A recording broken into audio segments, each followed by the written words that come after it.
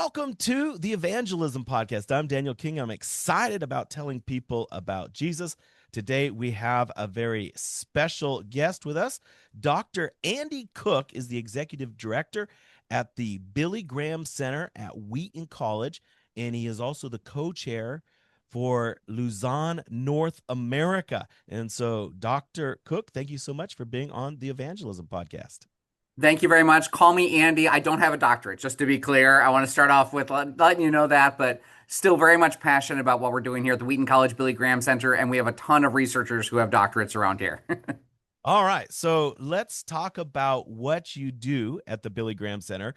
I've been up there several times for the Amplify conference, and it is always such a delight to go through the museum that goes through the history of evangelism all the way up to the ministry of Billy Graham. And it's very inspiring. I think every evangelist should visit you at least once in their life so they can see the cool Billy Graham Museum there at Wheaton College. Yeah, I love the museum. I've been going to the museum since I was in high school, just to give you a sense of how I was wired up.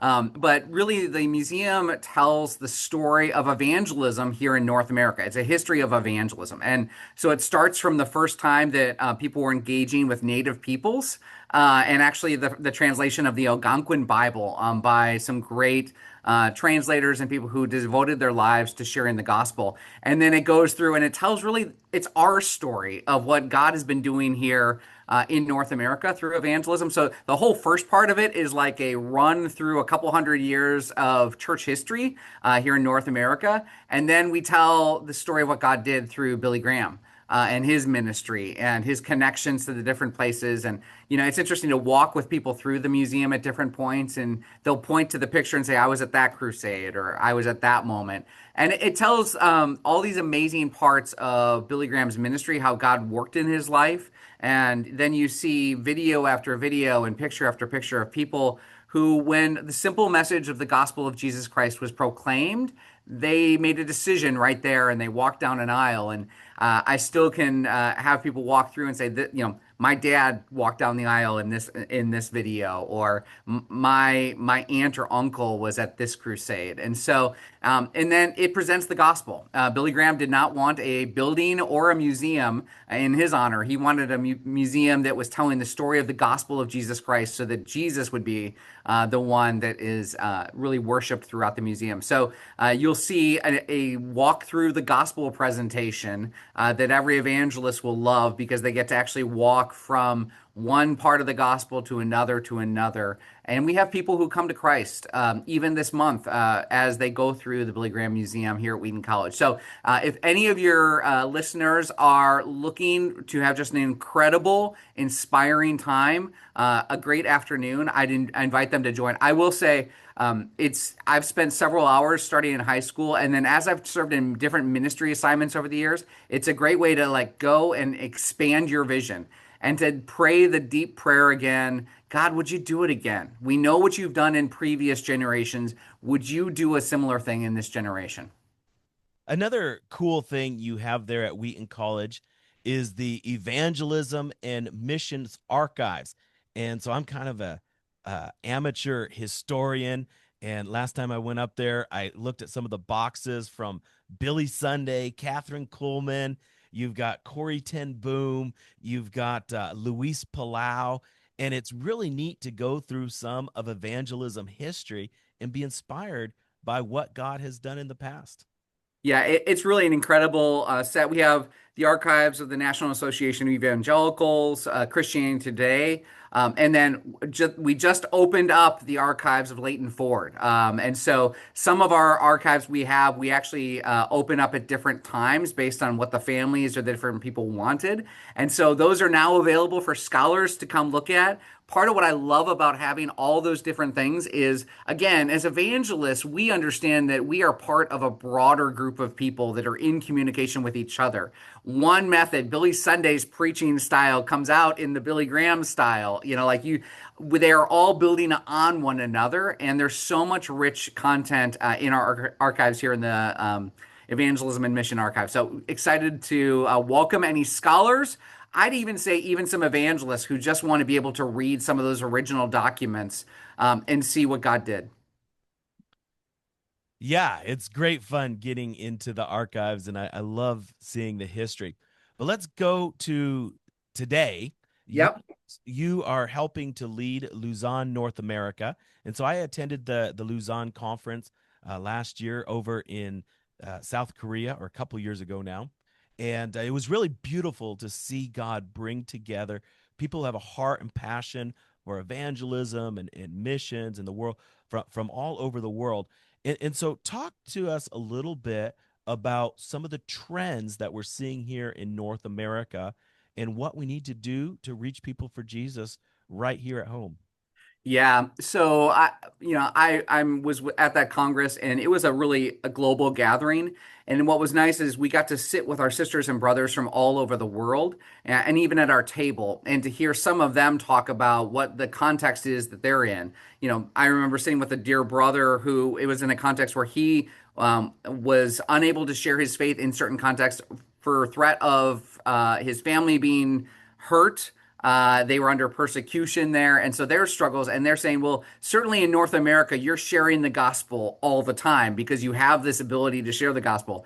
And I kind of had to reluctantly say, actually, we have a different challenge in North America, which is we have some Christ followers who are apathetic, who have experienced the greatness of the gospel of Jesus Christ, and they're not feeling like they need to share it with their sisters or brothers or their neighbors or friends. And so we're actually trying to work to get churches more engaged so that every believer everywhere would be sharing Christ here in North America. So I would say our biggest challenge here is that we've grown comfortable with the gospel. And the good news, we've started to take it for granted a bit, and we haven't been as active in sharing it as I see in some other regions of the world. And so that's one of the biggest challenges we face here in North America is really Christ followers who aren't sharing the gospel as boldly as we possibly can.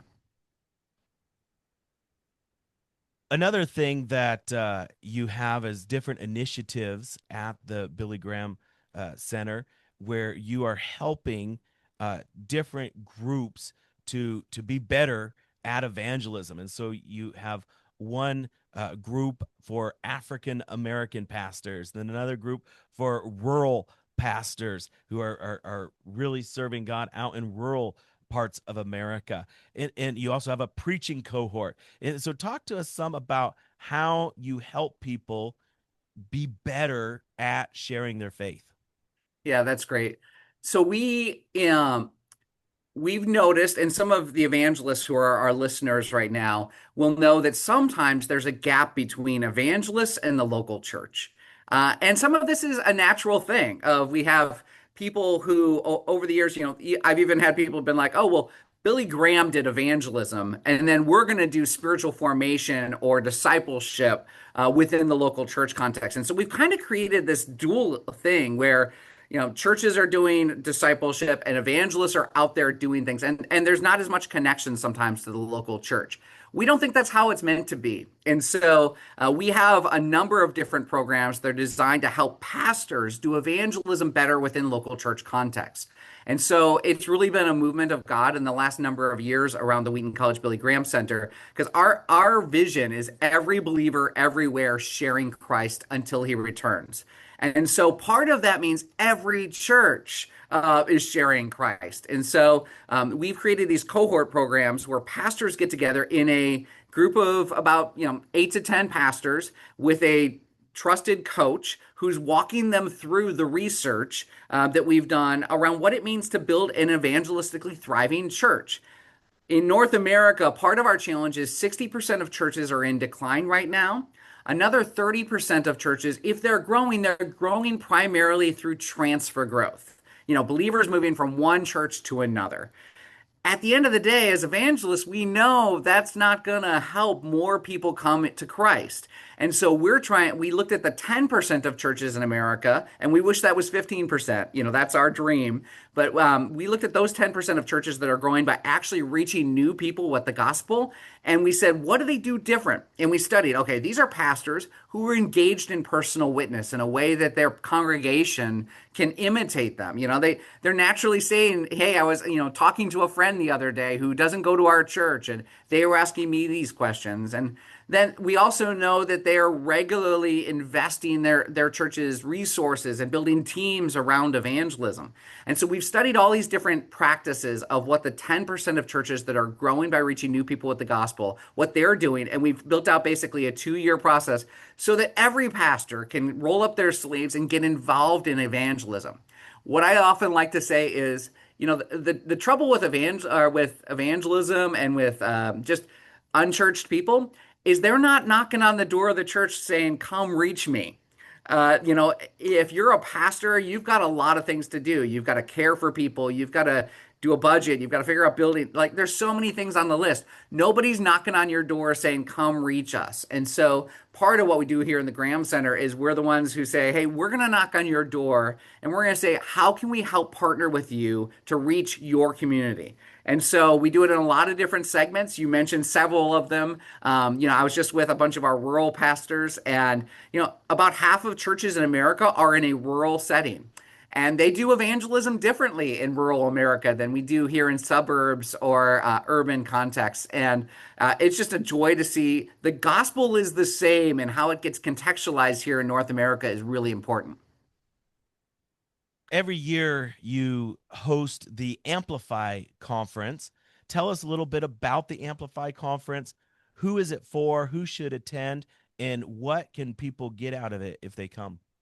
Yeah, I love that. So the Amplify Conference is our annual flagship event, and we really bring together all of our different areas here at the Wheaton College Billy Graham Center, all of the latest research from throughout the kingdom to really say, okay, what does it mean for every church to be on mission and sharing Christ? And so our audience for it is local church teams. I will say it's probably a little bit more local church teams that are thinking about not just the next year or two, but the years ahead of that. Some of them are pastors who are going, "Hey, we've got a great, thriving church, but we're not reaching the next generation. What adjustments do we need to make so that we're a church that's reaching the next generation?" We bring in the latest research from Barna. David Kinnaman will be with us again this year. We're bringing in great missiologists like Ed Stetzer to be able to share the latest thinking in reaching North America. And then we have a number of great speakers that we're going to announce in the next couple weeks here that are all coming to talk about evangelism within a local church context. I love that we spend a session each year talking about apologetics, kind of brushing up our skills on what's the key question people are asking. What are the key things that we need to be thinking about as people who love the local church and want to see more people come to Christ in the local church? So, our conference this year is October 20th and 21st. Here at Wheaton College. It's a great time to have plenary sessions that are really going to inspire and encourage pastors, but then also breakout sessions where we bring in specific ministry areas and say, how do we help you reach this group? How do we help you reach this group? And so it's a great thing to bring a team for, and we're praying that it leads to the kind of dinner conversations that really can change a church, where people all of a sudden go, we love our church. How do we help it be a place where more people come to find Christ? If it's all right with you, I'd love to go a little personal. Can you Yeah. share some of your testimony? How did you come to know Christ, and then how did you get excited about evangelism? Yeah, that's great. The When I was in high school, I was invited by one of my brother's friends to go to a youth group that was sharing Christ clearly. And so I had a little bit of church background, but not a lot. And so I wanted to be able to, that's really where I understood who Jesus was, that he was interested in me, that he loved me. And so I made a decision to follow Christ when I was in high school. And because someone invited me. And then I turned right around and, I had a best friend. I was like, man, he needs to know about Jesus too. And so I shared Christ with him. I didn't realize that that's not like a normal thing that people do. I just kind of assumed that, hey, I found this amazing relationship with God. I assume every believer is out there sharing this good news of the gospel with their friends. And so I got to be part of a thriving youth group where we were praying every week for people to come to Christ. We were praying for, the bold invitation. I love a youth group where the area just outside the door is populated by Christians who are waiting for their friend who said, "Oh, I might come there." I served for many years at Willow Creek, where we had a bench outside, and I loved that bench because it was often where the fellow people who had been like, "Oh, my friend is coming this weekend." and they'd be waiting for them. Like, ooh, is Daniel coming? Like, can I see him from a distance? And there was a sacred community that formed of people who you kind of start to see familiar faces of people who are regularly inviting people to church and to hear the gospel. And sometimes your heart gets broken together and you give them a big hug and say, "Hey, I understand that you really wanted Daniel to come today. He texted you, he's not able to make it. Let's keep praying for Daniel to come and walk through the door." So in my life, I just kind of assumed that it was normal to share my faith starting in high school. And then, so I've pretty much been excited about evangelism since then. Then I went on to a Christian college that was in the middle of kind of a rural community, and I had to find myself ways to get off campus. So I'd go to a nearby university that was more of a secular campus, and I'd go and work, be in coffee shops.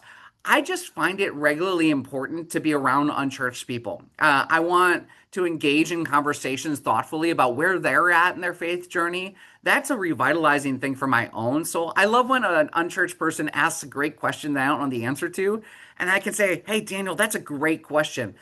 Would you mind if I do a little bit of research, or if we do some research together and see what we think about that?"